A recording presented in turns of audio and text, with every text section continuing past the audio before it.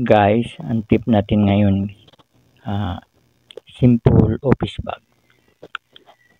Sukat nito is 11 by 13 yung pinaka body niya.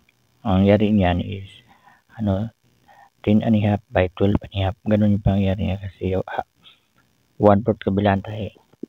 Tapos may pocket siya front. Buo yung pocket niya. Bali isang body siyang pocket niya para maluwag siya.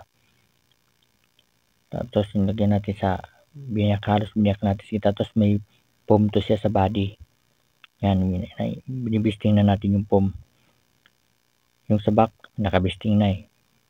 Ilagay na lang natin yung pinaka-pocket divider niya. Yan para kung sa mga papilis dyan nilagay. Ang iwalay. Tapos na yung back at sa front natin. Yung pinaka-sipera naman natin. Medyo malapad yung tahi natin para tago yung zipper. Para kung hindi siya kita yung zipper, nakatago siya pagtahi natin. Yan yung pinagsalubong natin yung tela.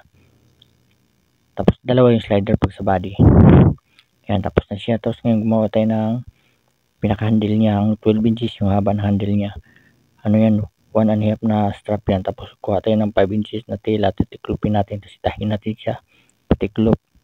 Tapos ngayon itatahin na naman natin siya sa pinakasipiran niya sa gitna. Sa gitna natin siya sa sipiran niyan. Pa-square lang natin, depende kung ipa-X nyo, pa-square. Nasa inyo na yung pagtahi. Pero yung pinakasipiran niyan, doble yan siyang tela na yan. Para matibay.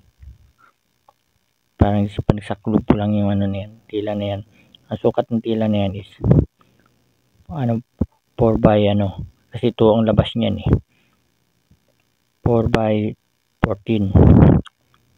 Tapos yung gasket niya 3 inches yung lapad niya. Yan, bina-assemble na natin siya. Yan, okay na siya. Ngayon dapat balutin yan guys kasi office yan eh. Pang office bag.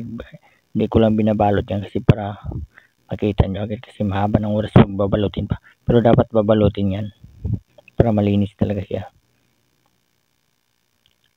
Yan, okay na siya. Kahit ordinary makina, kahit may foam yan, kayang gagawin yan. Kasi wala namang piping. Yan, binaligtad na natin. Tapos na yan siya. Yan. Yan, okay na siya. Yan, bagay ayusin mo lang kung baliktad, tatayo yan kasi may foam yan eh. Yan kahit maluwag-luwag sa loob kasi sa akin size niya eh. 12 and a half by 10 and a half yan siya eh. Ang finish niya, yan okay na. Thank you guys.